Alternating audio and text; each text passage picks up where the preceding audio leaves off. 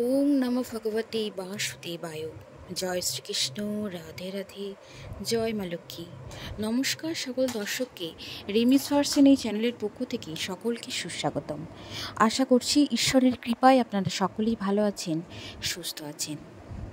আজ 28শে বৈশাখ 1432 বঙ্গাব্দ এবং ইংরাজির 12ই মে 2025 সোমবার। আজকের দিনে সুসম্পন্ন হচ্ছে বৈশাখী পূর্ণিমা বা মাধবী পূর্ণিমা বা বুদ্ধ পূর্ণিমা। বৈশাখ মাসের পবিত্র এবং প্রথম পূর্ণিমা হলো এই বুদ্ধ পূর্ণিমা। বৈশাখীর পূর্ণিমার ব্রতকেই ধর্মরাজ ব্রত বলা হয়ে থাকে। এই তিথিতে দান পুণ্যের মতো বিশেষ কিছু কাজ করলে বিশেষ ফল লাভ করা যায়। এই তিথিতে বিশেষ কিছু টোটকা যদি আপনি আপনার বাড়িতে করতে পারেন, তাহলে মা লক্ষ্মীর আশীর্বাদ আপনার সংসারে সারা বছর থাকে। সংসারে কখনো অর্থ সমস্যা হয় না। সারা বছর সংসারে সুখ সমৃদ্ধি বিরাজ করে, অর্থ সৌভাগ্য হয়। তাই আজকের এই ভিডিওটিতে এমন কিছু টোটকা আপনাদের সামনে বলবো, যেগুলো করলে মা লক্ষ্মী খুবই সন্তুষ্ট হবেন এবং আপনার সংসারে সারা বছর মা লক্ষ্মীর কৃপায় সুখ সমৃদ্ধি বিরাজ করবে। এই দিন বিষ্ণুর অবতার গৌতম বুদ্ধ অশ্বত্থ গাছের তলায় বৌদ্ধত্ব জ্ঞান লাভ করেছিলেন। বোধগয়ায় অবস্থিত সেই অশ্বত্থ গাছটিকে বোধি বৃক্ষ বলা হয়ে থাকে। তাই বৈশাখ পূর্ণিমাকে অশ্বত্থ পূর্ণিমাও বলা হয়। আজ এই বৈশাখী পূর্ণিমা বা বুদ্ধ পূর্ণিমা তিথিতে অশ্বত্থ গাছের কিছু উপায় করলে লক্ষ্মীদেবী খুবই খুশি হন। এই বুদ্ধ পূর্ণিমার দিনটি ভগবান বুদ্ধের জন্ম, তার নির্বাণ এবং তার প্রথম ধর্মোপদেশের দিনটিকে চিহ্নিত করে। তার শিক্ষার মাধ্যমে ভগবান বুদ্ধ বিশ্বকে দুঃখ কষ্ট থেকে মুক্তির পথ এবং জ্ঞান অর্জনের পথ দেখিয়েছিলেন। বৌদ্ধ ধর্মাবলম্বীরা বুদ্ধ পূর্ণিমা উৎসবকে বিশেষভাবে শ্রদ্ধা এবং বিশ্বাসের সঙ্গে উদযাপন করে।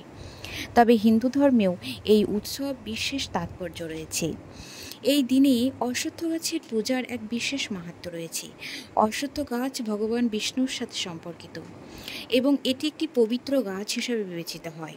এই অশ্বত্থ গাছের পূজা করলে কেবল পুণ্যই আসে তাই নয়, ধর্মীয় বিশ্বাস অনুসারে এটি ঘরে সুখ সমৃদ্ধি এবং মঙ্গল বয়ে আনে। বুদ্ধ পূর্ণিমার দিন বিশেষ যে টোটকাগুলো করতে হবে, তার মধ্যে প্রথম টোটকাটি হলো এই পূর্ণিমার দিনে 3টি গোলাপ এবং 3টি জুঁই ফুল জলে ভাসিয়ে দিন। এতে করে দেখবে আপনার যদি কোনো কাজে বাধা আসে, তাহলে সেটা অনায়াসে দূর হবে। কঠোর পরিশ্রমের পর যদি আপনি সাফল্য লাভ করতে না পারেন, তাহলে এই উপায়টি বুদ্ধ পূর্ণিমার দিন করে দেখুন। দেখবেন অনায়াসে আপনার সাফল্য অর্জিত হবে। নাম্বার 2, এই বুদ্ধ পূর্ণিমায় অশ্বত্থ গাছের পূজা করুন। পুজোর জন্য একটি অশ্বত্থ গাছ বেছে নিন।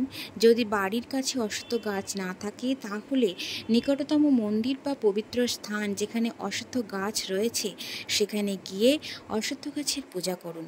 অশ্বত্থ গাছের চারপাশ প্রদক্ষিণ করুন এবং সন্ধ্যায় অশ্বত্থ গাছের নিচে অবশ্যই একটি ঘিয়ের প্রদীপ প্রজ্বলন করে দিন। নাম্বার 3, অশ্বত্থ গাছের নিচে বা আশপাশ পরিষ্কার জায়গায় একটি মাদুরের উপর বসুন এবং সেখানে একটি প্রদীপ, ধূপকাঠি, ফুল এবং চন্দন রাখুন। অশ্বত্থ গাছের গোড়ায় বিশুদ্ধ জল ছিটিয়ে দিন এবং তারপর তাজা ফুল, বিশেষ করে সাদা বা হলুদ ফুল নিবেদন করলে ভালো। এগুলি শুভ ফল প্রদান করে এবং এই উপায়টা যদি করে দেখেন, তাহলে দেখবেন আপনার সংসারে মা লক্ষ্মীর আশীর্বাদে সুখ সমৃদ্ধি সৌভাগ্য অর্থ লাভ হতে চলেছে। নাম্বার 4, অশ্বত্থ গাছের পূজা করার সময় ভগবান বুদ্ধের পূজা করুন।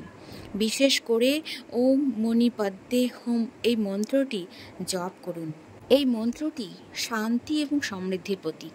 অশ্বত্থ গাছের নিচে মধু, দুধ এবং ঘি এবং জলের মিশ্রণ নিবেদন করুন। এতে করে বুদ্ধ পূর্ণিমার জন্য বিশেষভাবে শুভ ফল প্রদান করবে।